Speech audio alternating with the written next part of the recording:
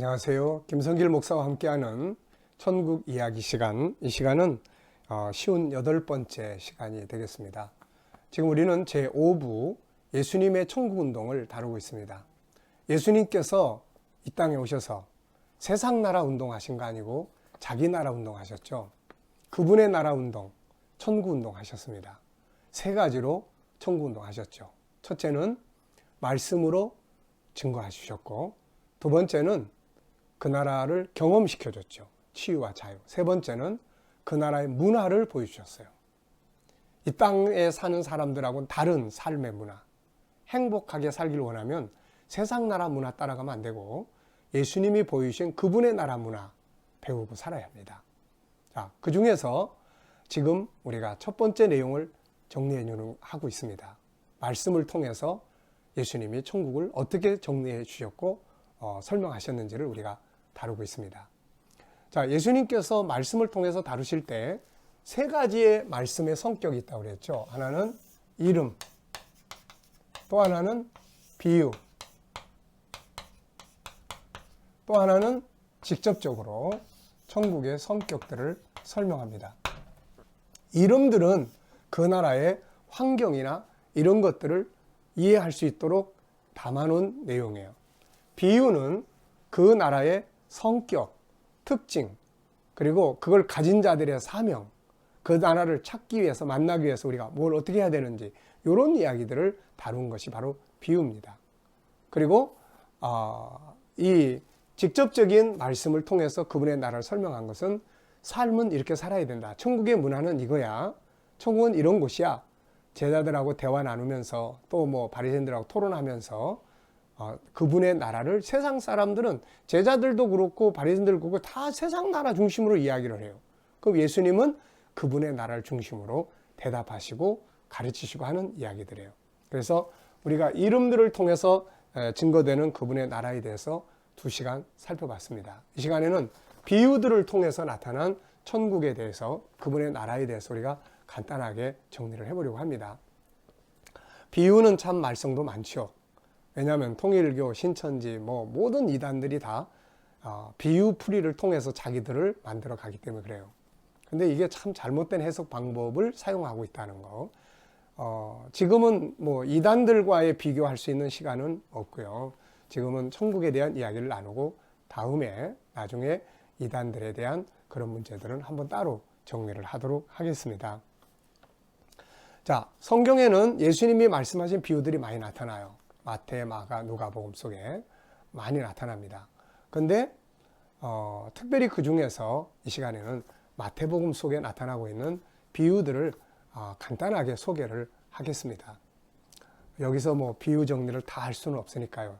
간단하게 어떤 비유들이 있고 그 비유들의 주제는 뭐고 성격은 뭐냐, 이런 부분만 간단하게 정리를 하겠습니다.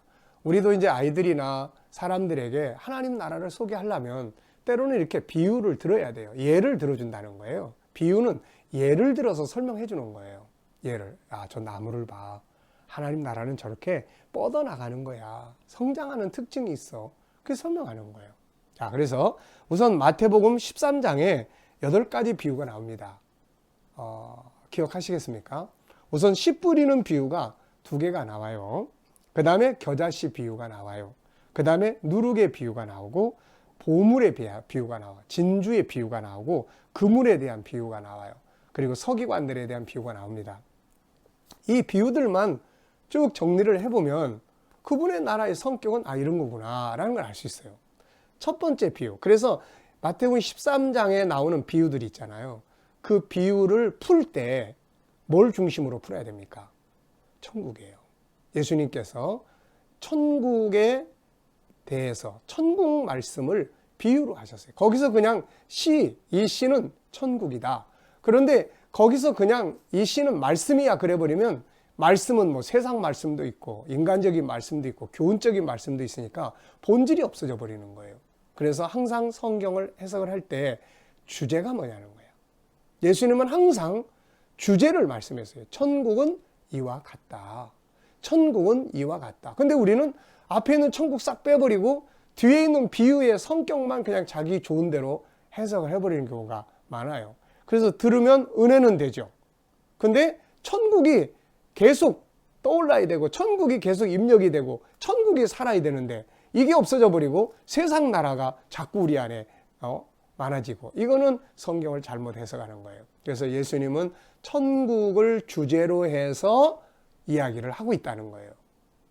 무슨 말인지 아시겠죠? 이게 제일 중요한 겁니다. 그래서 비유, 천국은 이와 같다. 천국은 누룩과 같다. 천국은 감추인 보화와 같다. 천국은 뭐뭐와 같다. 천국을 주제로 해석할 수 있어야 합니다. 그래서 비유를 다 듣고 난 다음에 뭐가 살아야 돼요? 천국이 살아 움직여야 돼요. 천국이. 이게 성경 해석에 대한 바른 해석의 방법이에요. 자, 그러면은 씨 뿌리는 비유가 두 개 나오는데, 첫 번째 씨 뿌리는 비유는 하나님의 나라, 천국을 받아들이는 사람들의 자세예요. 어떤 사람은 열매 맺고 어떤 사람은 드러나 마나가 돼버리고, 그런 이유가 뭐냐, 이거 설명하고요. 두 번째 비유는 천국 운동은 시작과 끝이 있다. 창세기가 있고 요한계시록이 있다. 그리고 천국 운동을 대적하는, 이걸 회방하고 깨트리는 사단의 세력이 있다. 이런 걸 이제 설명하시는 말씀이에요. 그 다음에 이제 겨자씨 비유 하셨잖아요. 겨자씨. 이건 천국의 성장입니다. 이건 우리가 이 땅에서 천국을 딱 들었으면 천국은 나만 알고 있으면 안 돼. 자꾸 천국 운동은 퍼져나가야 될 걸 말씀했고요. 그 다음에 이제 누룩에 대한 거. 이건 천국은 변화하는 능력이야. 그래서 천국을 바르게 알면 변화가 되는 거예요. 그래서 천국이 가지고 있는 변화의 능력을 이야기를 하고 있고요. 그 다음에 이제 천국은 감추어진 보화 같아. 가치를 이야기하는 거죠. 이걸 발견한 사람은 모든 걸 다 팔아서 그걸 샀다.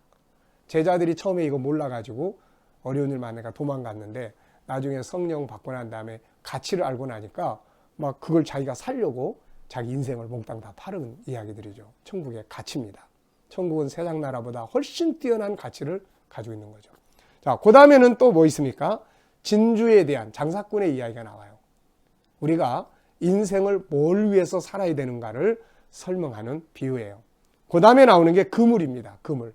각종 물고기. 천국은 그물 가지고 각종 물고기를 잡는 그물과 같다. 그러니까 이건 어느 한 나라 사람만 들어가는 게 아니에요. 온 세계 모든 민족이 다 들어가야 될 나라다. 그런 이야기죠. 그리고 이제 서기관의 비유가 나옵니다. 창고 주인이죠. 주인한테 위임받은 창고직입니다. 창고 속에서 뭘 꺼내줄 거냐. 오늘 우리 지도자들이 우리들 뭘 꺼내줄 거냐. 같은 성경을 놓고 보는데 맨날 세상 것만 꺼내줄 거냐, 천국 꺼내줄 거냐, 그 이야기입니다. 자, 여러분, 이름들을 통해서 계시된 천국은 6가지 이름 속에는 천국의 환경이나 이런 것들이 잘 표현되고 있어요. 그런데 비유는 성격이 들어있어요. 성격, 특징, 성격, 가치, 이런 것들이. 자, 그 다음에 이제 18장으로 넘어가면은 거기에 용서에 대한 비유의 이야기가 나오잖아요. 용서는 사랑의 특징이에요. 근데 여러분, 우리가 천국을 아는 사람들이 제일 강조한 게 뭔지 아세요? 사랑입니다. 사랑. 천국의 주인이신 예수님이 오셔서 뭘 강조했습니까? 사랑 강조했잖아요. 내가 너희에게 새 계명을 주노니 서로 사랑하라. 마지막으로 당부한 게 사랑이에요. 천국을 갔다 온, 셋째 하늘에 갔다 온 바울 사도가 사랑을 얼마나 강조했어요. 사랑이 없으면 아무것도 아니다. 천국이 임하는 걸, 새하늘과 새 땅이 임하는 걸 본 사도 요한 1서는 사랑의 책 아닙니까, 이게? 여러분, 사랑의 가장 중요한 특징 중에 하나는 용서예요, 용서. 용서가 없는 것은 사랑이 아닙니다. 그래서 예수님께서 천국은 이런 거야 그러면서 사랑을 설명하고 용서를 다루신 거예요. 그 다음에 이제 20장으로 가보면은 천국은 밖에 나가서 노는 사람들 데려오는 집 포도원의 주인과 같다. 이게 아주 중요한 이유입니다. 여러분, 우리 인간이 세상에 온 목적이 뭔지 아세요? 알고 보면 천국 운동하러 온 것입니다. 근데 와서 다 놀고 있어요. 다 바쁘게 산다고 하죠. 그렇지만 나중에 알고 보면 다 지나가면 아무것도 아닌 세상 일에만 매여 살아요. 천국 운동을 하지 않습니다. 그래서 예수님께서 주인이 천국 운동하라고 다 데려온다는 이야기예요. 자, 그 다음에 이제 내용이 뭐냐면은 22장에 가면 두 개의 비유가 또 나와요. 하나는 순종하는 자녀, 불순종하는 아들의 이야기고, 또 하나는 하나님의 나라는 열매 맺는 백성이 얻게 된다. 그래서 유대인들이 이제 복음운동이 구원의 역사가 이방인에게로 넘어가는 것을 이야기를 해요. 근데 그것도 역시 주제는 하나님 나라예요. 천국입니다. 그리고 이제 23장에는 초청잔치 이야기가 나오죠. 사방에 가서. 근데 여기도 천국은 마치 이와 같다. 천국은 잔치자리예요. 그래서 많은 사람들을 초청해 와야 합니다. 근데 초청받은 사람들이 다 들어오는 게 아니라 응하는 사람들이 들어오고 그 중에서도 예복을 입은 사람들이 들어와요. 예수님의 십자가의 피로 죄사함 받은 자들이 들어간다는 이야기죠. 또 25장에 가면 하나님 나라가 이제 임하게 되는데 하나님 나라가 임할 때 누가 그 나라에 들어갈 수 있느냐, 누가 들어가서 상을 받느냐, 그런 비유들을 다루고 있습니다. 자, 여러분, 이름들은 그 나라의 환경이나 이런 특징들을 담았어요. 비유는 그 나라의 성격이나 가치나 또 사명이나 이제 어떤 이런 것들을 다루고 있습니다. 자, 뭐 다른 책들에도 비유들이 많이 나오지만 마태복음 속에 나오는 비유에 대해서만 간단하게 정리를 했습니다. 중요한 건 뭐예요? 모든 비유의 주제는 천국입니다.